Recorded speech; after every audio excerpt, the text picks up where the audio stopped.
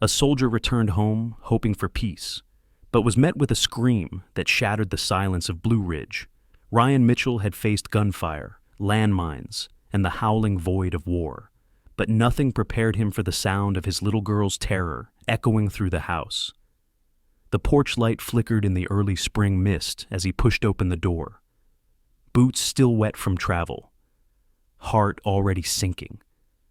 When he burst into Lily's room, what he saw stopped him cold.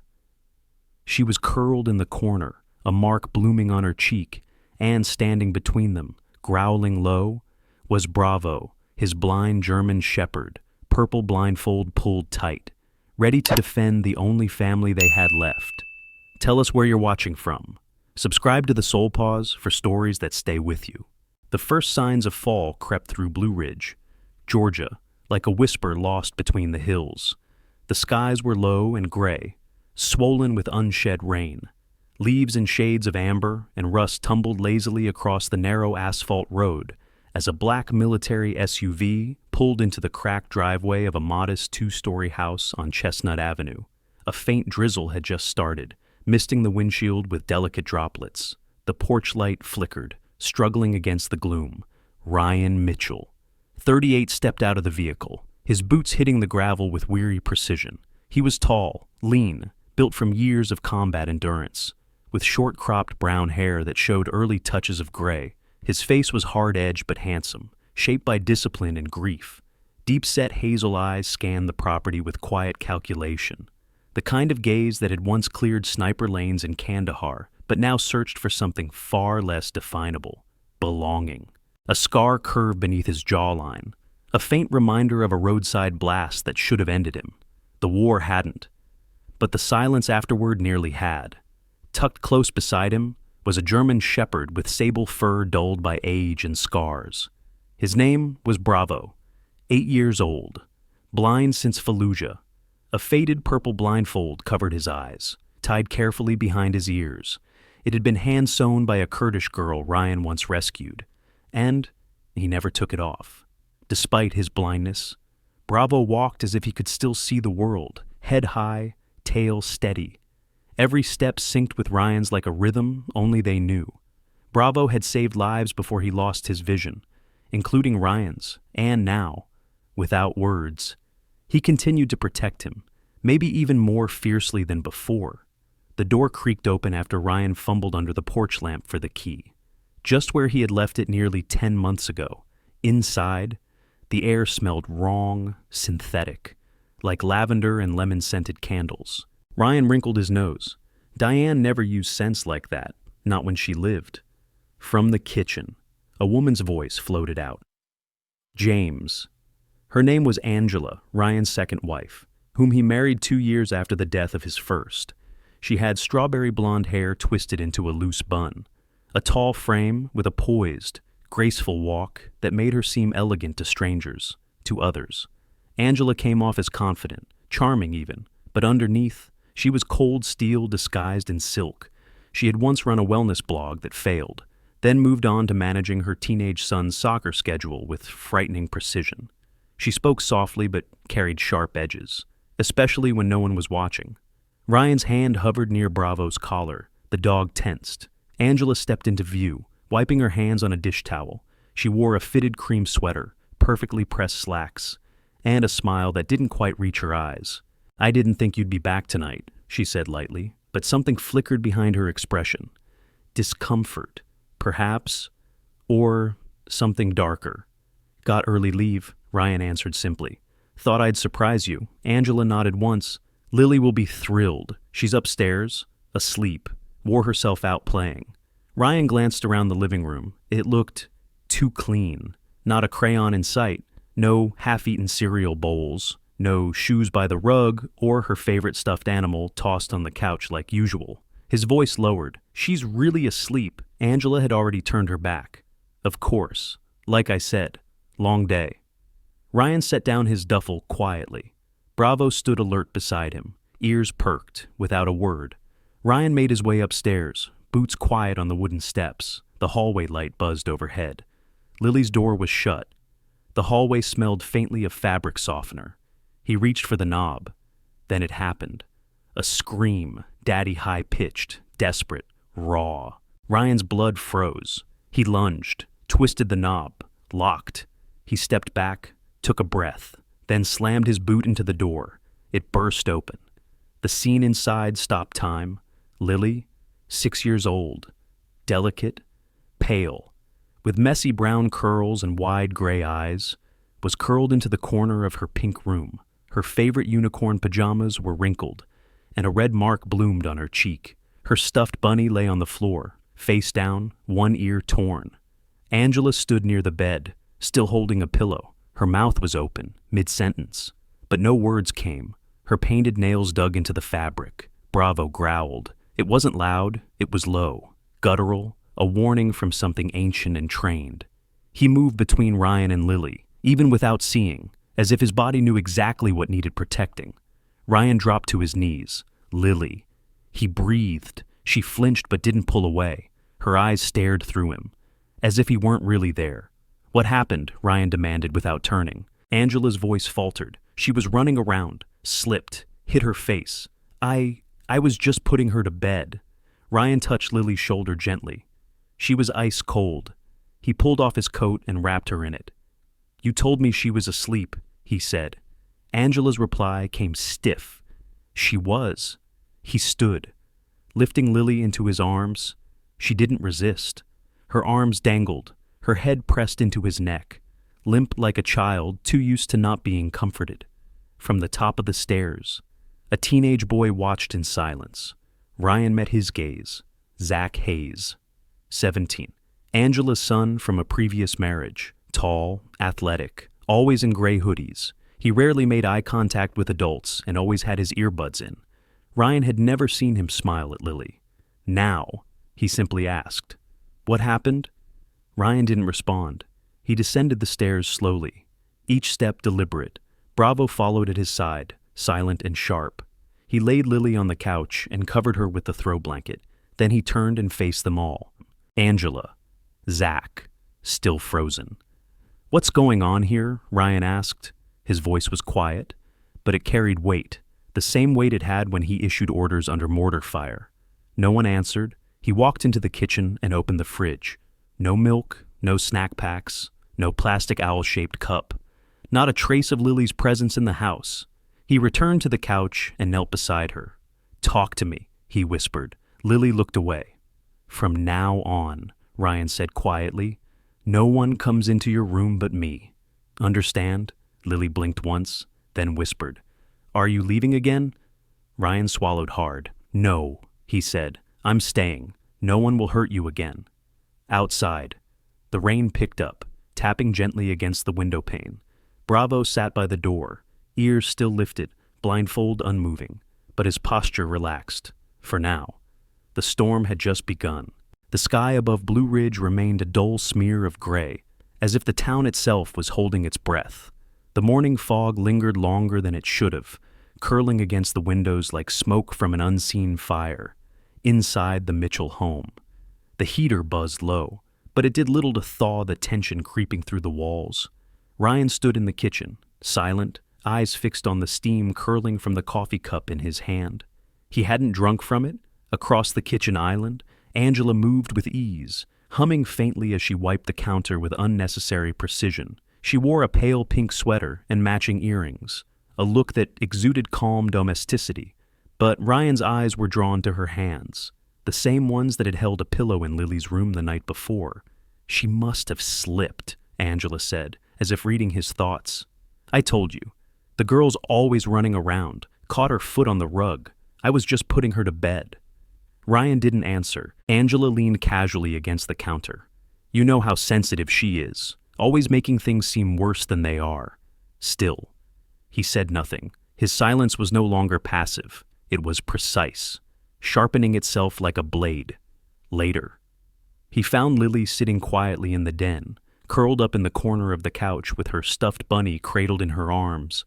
She didn't flinch when he approached, but she didn't smile either. Her gray eyes avoided his, instead focused on the stitches of the bunny's ear. Ryan knelt beside her. "Sweetheart," he said gently. "Can I see your hands?" Lily hesitated but slowly extended her arms. Her small fingers trembled slightly. On her left wrist, beneath the soft fabric of her pajama sleeve, was a faint bruise, yellowed at the edges. Old, but not forgotten. Ryan's jaw tightened. "Did you fall?" he asked softly. Lily didn't respond. She only looked down at her bunny and shook her head once, then nodded, unsure which answer was safer that night. Ryan stood alone in the dimly lit garage, an open storage box before him. Inside lay fragments of his past, tools from his service days, an old field radio, a combat knife, and tucked beneath a folded desert camo shirt, a voice recorder the size of a matchbox. He picked it up, tested the battery, still working. He turned and looked at Bravo, who had followed him out without sound. Bravo, 8 years old now, was a large, sable-furred German shepherd, once a military working dog, now blind and scarred. A torn left ear and a faint limp told pieces of his story. His most striking feature, however, was the purple blindfold wrapped carefully around his head, tied with gentle hands just above the muzzle. The fabric was faded, the color dulled by time and sun, but still intact. It had been a gift from a Kurdish girl, barely 12, who had watched Bravo protect her family during an ambush. Even after he had been blinded by shrapnel, Bravo had been left behind after that mission. Command had deemed him no longer viable, but Ryan, then serving as team leader, had disobeyed the order. Under night cover, he returned alone to the ruins of the outpost and carried Bravo out in his arms. That decision had cost him a reprimand, a demotion, and a permanent mark on his record, but he never regretted it. Bravo had become more than a dog. He was Ryan's conscience, his silent brother, and now, perhaps, the only one who could help him see what he couldn't. Ryan crouched beside him, voice low. One more mission. Partner. He carefully lifted the edge of the purple blindfold and secured the tiny recorder just above Bravo's left ear, stitching it gently into the seam with a needle and thread. The placement was discreet, the wire trailing down into the fabric like part of the original cloth. No one would notice unless they were looking for it. Bravo stood still, perfectly calm. He didn't flinch at the touch or the pull of thread. He understood. That night, Ryan tucked Lily into her bed himself. She looked up at him with tired, quiet eyes. But this time, there was a flicker of safety in them. He kissed her forehead and placed Bravo at the foot of her bed. The dog curled around himself like a shadow, ears slightly raised, still and listening. Angela watched from the doorway. "You're letting the dog sleep in her room?" Now she asked with a small smile, one that didn't reach her eyes. Ryan didn't look at her. He sleeps where he's needed. Angela said nothing and walked away. As the house fell silent and the clock ticked past midnight, Ryan lay awake in the armchair outside Lily's room, eyes half closed, heart heavy. He listened, not just for sounds, but for shifts, for tension in the air, for the breath of truth behind the walls, and in Lily's room. Bravo didn't sleep. He listened too. Blue Ridge fell into stillness as dusk gave way to night. A pale moon hung above the town like a lidless eye, casting a soft glow on rooftops and silent streets. Inside the Mitchell home, everything appeared as it should. Angela preparing tea in the kitchen. Zach sprawled on the couch with his phone. Lily tucked into bed with her bunny clutched tight. and Bravo resting at her feet like a statue carved of muscle and memory. But Ryan wasn't sleeping. He sat alone in his room, laptop open, earphones on, listening to the first audio pulled from the recorder hidden inside Bravo's blindfold. His face, already hardened by years of war, shifted slightly as each sound hit his ears, soft at first, then sharp, then unmistakable. Angela's voice cut through the silence like glass snapping underfoot. "How many times do I have to tell you not to spill water everywhere? Are you trying to ruin this house like your mother ruined your father?" Then Zach's voice, low and mocking. "Better watch out. The monster under the bed's hungry tonight. Might eat little girls who don't stay quiet." Lily didn't speak in the recording, not once, but her breathing was there, ragged, trembling, breaking the way only children do when they're too scared to cry out loud. Ryan paused the audio and pulled off the headphones, his breath shallow. Bravo. Lying beside his chair, stirred at the motion but didn't rise. His ears twitched once, as if sensing the weight in the room. Ryan stared at the laptop screen for several long minutes before reaching for his phone. His fingers hovered over the contacts, hesitating. Before tapping on a name he hadn't called in over a decade. Mallory Green. The call rang only twice. Ryan came a voice, soft but clear. A mix of caution and familiarity. "I need your help," he said. "It's Lily, and it's bad. I'll come." She replied without hesitation. "Send me the address." By noon the next day, a dusty green Jeep pulled into the driveway. The door opened, and Mallory stepped out, brushing a lock of wind-blown hair behind one ear. She was in her mid-30s, with wind-burned cheeks, a wiry frame, and sharp, intelligent blue eyes that missed nothing. Her clothes were simple: jeans, hiking boots, and a plaid flannel shirt. But her presence carried the quiet authority of someone used to being called when things were falling apart. Mallory had once dreamed of becoming a wildlife vet, but had shifted paths after a trauma in a shelter, where she lost an entire litter of abandoned pups to illness. Since then, she had split her life between animals and people, working as both a vet and a part-time social worker for rural families with troubled homes. When Ryan opened the door, she didn't greet him with a smile. She only nodded and stepped inside, gaze sweeping quickly over the house. "I brought something," she said, lifting a small canvas bag, cleaner audio tools, and backup storage. They settled into the garage, where the tools of Ryan's former life were still stacked in quiet corners. Old boots, field gear, photos of dusty outposts. Mallory placed a small laptop on the workbench, connected her device, and waited as the first audio played. She listened with a stillness born of experience, but her knuckles whitened as Angela's voice echoed again through the tinny speaker. Ryan leaned against the doorframe, arms crossed tightly. "I knew something was off," he said. "You trusted her," Mallory replied. "That's not weakness. That's what they count on." She adjusted the levels, cleaned the background hiss, and isolated the sharpest moments. Angela's emotional manipulation, Zach's whispered threats, Lily's stifled gasps. "I'll document this," she said, "and store copies in 2 places. It's not enough yet, but it's a start." Ryan nodded once. "Does Lily talk about it?" she asked. "No," he said. "She's scared I'll leave again if she does." That's what Angela told her. Mallory's lips thinned. "I've seen that before." As she continued working, Bravo entered the garage, guided by instinct rather than sight. He moved beside Mallory and sat, pressing his side lightly against her leg. She reached down and stroked his fur. "You're still wearing it." "Huh," she murmured, touching the edge of the purple blindfold.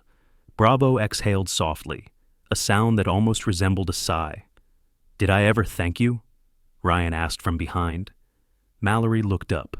For which part saving Bravo, or walking away without saying goodbye? He didn't answer, and for a moment, silence filled the air like smoke. Then she added, "You were a soldier. I was the girl who tried to save dogs. We weren't meant to be anything more than temporary. And yet," he said quietly, "here you are. I'm not here for you." "Ryan," she stood, voice firm. "I'm here for Lily," and that, he realized, was exactly why he had called her. That night, Mallory slept in the spare room upstairs.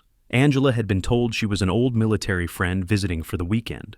She didn't ask questions, though her eyes narrowed slightly when she saw Mallory carry her laptop case inside.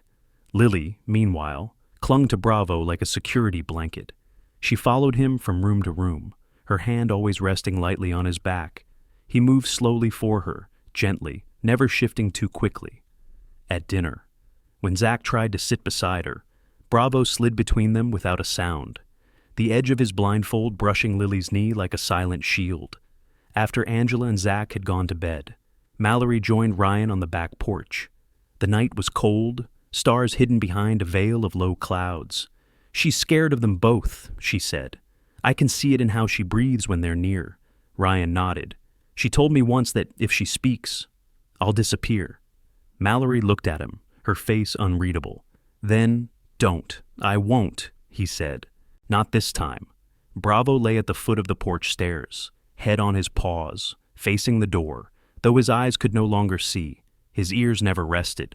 In a house full of silence, he was listening for what mattered most. The cold in Blue Ridge had begun to harden. Morning frost clung to the grass like brittle lace, and the sun had trouble breaking through the heavy curtain of gray clouds that blanketed the sky. Inside the Mitchell home, warmth existed only where Lily slept, wrapped tightly in blankets, arms around her stuffed bunny, with Bravo curled at her side like a guardian carved in silence. Outside that cocoon, the walls felt colder, conversations thinner. Ryan sat at the kitchen table, coffee untouched, eyes staring out the window. His military posture hadn't left him, back straight, hands still, but his mind spun in loops since the recordings began. Each night brought new shards of truth, and each morning brought silence from Angela, until this morning. Angela descended the stairs in a fitted gray sweater dress and ankle boots, her honey blonde hair smoothed to perfection, a scarf tucked just right around her neck. Her voice was calm when she spoke. "I called Charlotte from the church group," she said lightly. "She gave me the number of an attorney." Ryan looked at her, unmoving. "What kind of attorney?" Angela lifted her chin. "The kind who handles custody issues. I think it's time we talk about what's best for Lily." He didn't answer. Instead, he stood slowly, each movement deliberate. "You're serious?" "She's frightened around you," Angela said smoothly. "You're unstable. The military did that to you. You pace at night. You stare at nothing. And you let that dog sleep in her bed like he's a person." "She's afraid of you," he replied, voice barely audible. Angela blinked, but didn't falter. "You've always had trouble letting go of the past. Maybe it's time someone made decisions for Lily that aren't based on paranoia." He didn't respond, but his heart pounded against his ribs like a drum in retreat. She was setting the trap. That night. Ryan waited until the house went still, then walked quietly into Lily's room. She was already asleep, her tiny hand gripping the well-worn ear of her stuffed bunny. He knelt beside her and gently turned the toy in her arms. Inside its stitched belly, behind a patch of reinforced cloth, was a second recording device, smaller than the one on Bravo, but just as sharp. He'd installed it weeks ago. The first one was for sound. This one was for proof. Back in the garage, Ryan uploaded the audio from the bunny into Mallory's laptop. She sat on the edge of the workbench, arms folded, a knit hat pulled over her ears, still wearing the same heavy coat from her evening walk with Bravo. Her face was tight, jaw locked as the audio played. Angela's voice again, this time laced with venom. "You think if you cry, your father will pick you over me, is that it? Well, guess what? Lily, he doesn't get to choose anymore. I do."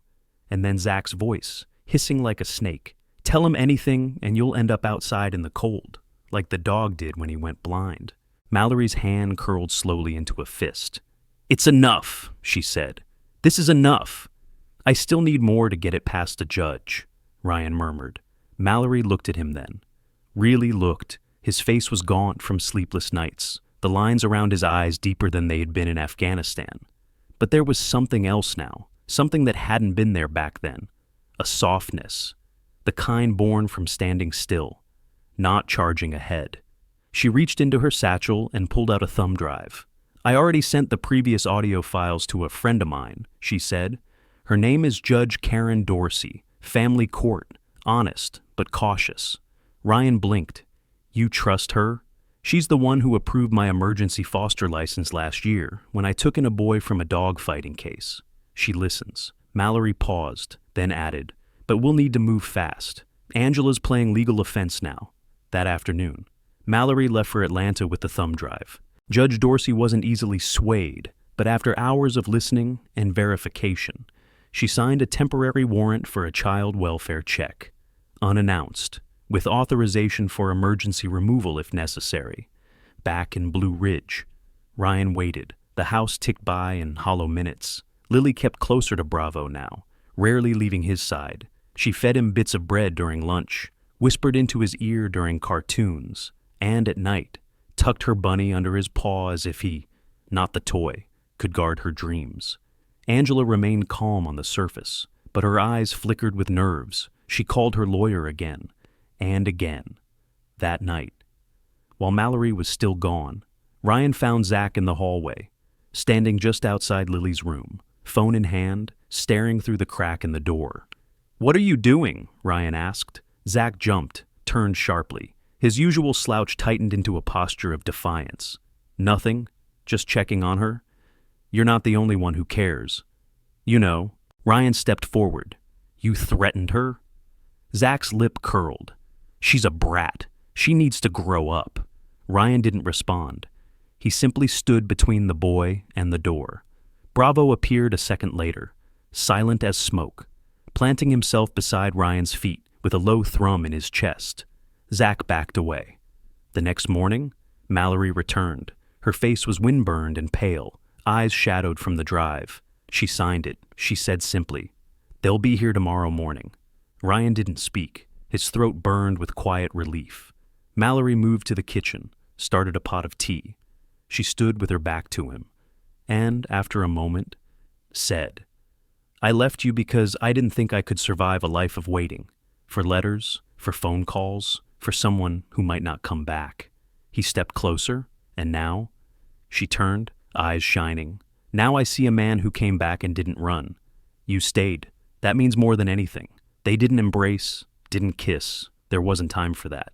But they stood quietly in the kitchen together as the kettle began to whistle. And for the first time in years, the air didn't feel so cold. Bravo rested nearby, ears twitching. He could hear everything, even the hope that was finally beginning to form in the silence.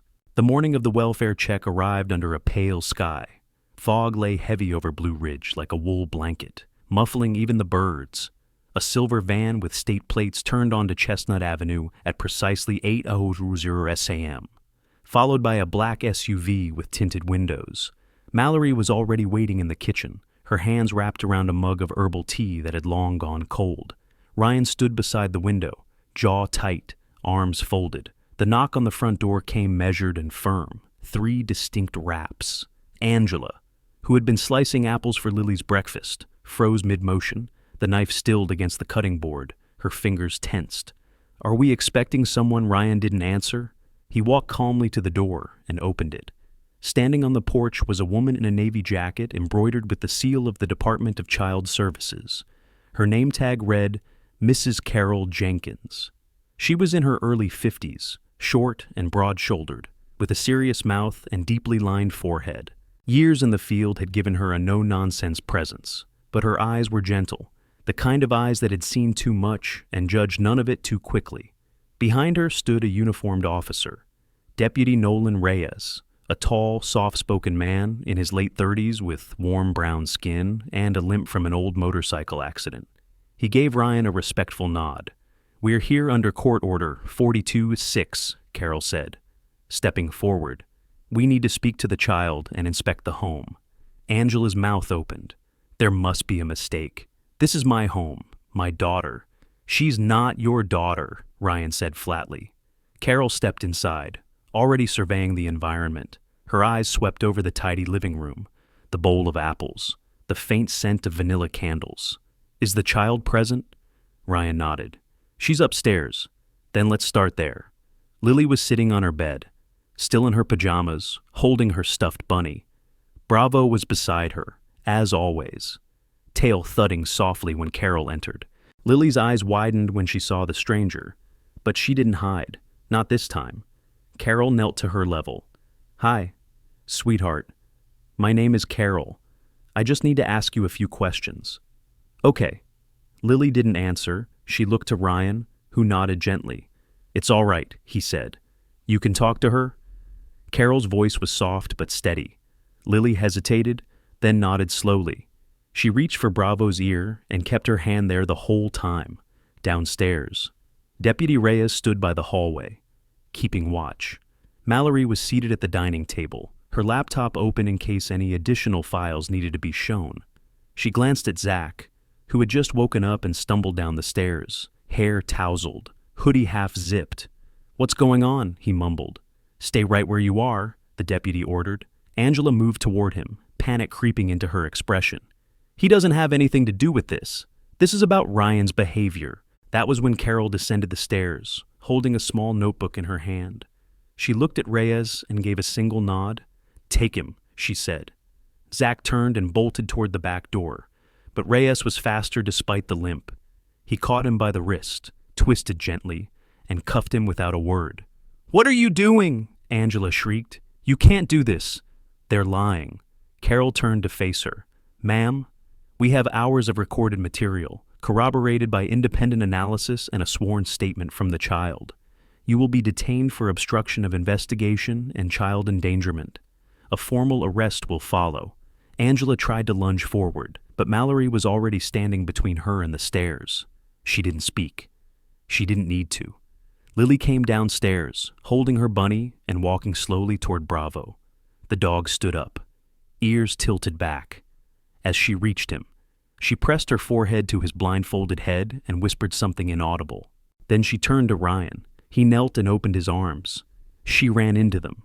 "I kept my promise," Ryan whispered into her hair. "No one will hurt you again." She didn't cry. She just held on tighter. 2 weeks later, in a modest courtroom with plain wooden benches and buzzing fluorescent lights, the judgment was read aloud. Angela Lambert, 4 years in prison for child abuse and obstruction of justice. Zach Hayes, 18 months in a juvenile detention facility for emotional harassment of a minor.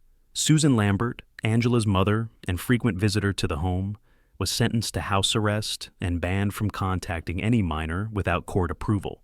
The courtroom was quiet. No outbursts, no drama, just finality. Ryan sat in the second row, suit freshly pressed, eyes steady. Beside him was Mallory, her hand not in his, but close enough to matter. Lily had stayed home with Mrs. Bennett, a retired teacher who had once fostered children and now volunteered to help transitional families. She was a thin woman with cloud-white hair and a kind, reedy voice, who gave Lily warm milk and never asked for details. Outside, the sky was soft with late afternoon light. Ryan and Mallory drove home in silence, not out of tension, but peace. Bravo lay quietly in the back seat, tail occasionally thudding against the cushion. The days that followed were slow and quiet. Ryan learned how to toast bread just the way Lily liked, golden but not brown. He learned how to braid her hair. Though it always came out crooked, he learned how to be still in her presence without needing to fix, solve, or explain. Lily, too, was changing. She spoke more. She smiled sometimes. She began to draw again. Careful crayon strokes on thick paper, always taped to the fridge with care. One afternoon, the three of them, Ryan, Lily, and Bravo, returned from the park. The sky was drizzling. Ryan shook off his coat while Lily tugged gently on his sleeve. "I drew something," she said. He followed her to the fridge. A new drawing had been placed there, 2 stick figures, one tall, one small, standing in the rain. Between them was Bravo, recognizable by his tail and a purple band drawn across his face. Above them, raindrops fell, but below, the word home was written. The H was backward. Ryan stood staring at it for a long time. "She wrote that herself," Mallory said from behind, her voice hushed. "No one told her to." He nodded. "I know." Outside, wind stirred the trees. Inside, Bravo stretched out near the door, his purple blindfold still in place, ears twitching with every sound. He didn't need to see. He was where he belonged. And finally, so was Lily. Sometimes, the most powerful miracles don't come with thunder or flashes of light. They come quietly, like a blind dog standing guard at the foot of a bed, or a little girl writing the word home with a backward letter. In this story, we saw how love doesn't have to shout to be strong, and how truth, even when hidden behind silence and fear, can find its way to the light. Bravo couldn't see, but he protected what mattered most. Ryan was broken, but he stayed when it counted. Lily was scared, but she chose trust. That is the miracle, not that life became perfect, but that faith, steady, simple faith, opened the door for healing. Maybe you're going through a silent storm right now. Maybe someone you love is hiding their pain behind a smile. Maybe you're tired of waiting for your own home to feel real again. But friend, God sees what no one else does. He hears the prayers we're too afraid to speak aloud. He puts people in our path, even dogs, even strangers, to remind us that we're never truly alone. If this story touched your heart, leave a comment below, share your thoughts, or simply write Amen if you're praying for someone's healing right now. Let this comment section become a place of hope and unity for those walking through the dark. And if you believe in telling stories that matter, stories that heal, protect, and inspire, please consider subscribing to this channel. We're building a family here, one true story at a time. And may God bless you, wherever you are tonight.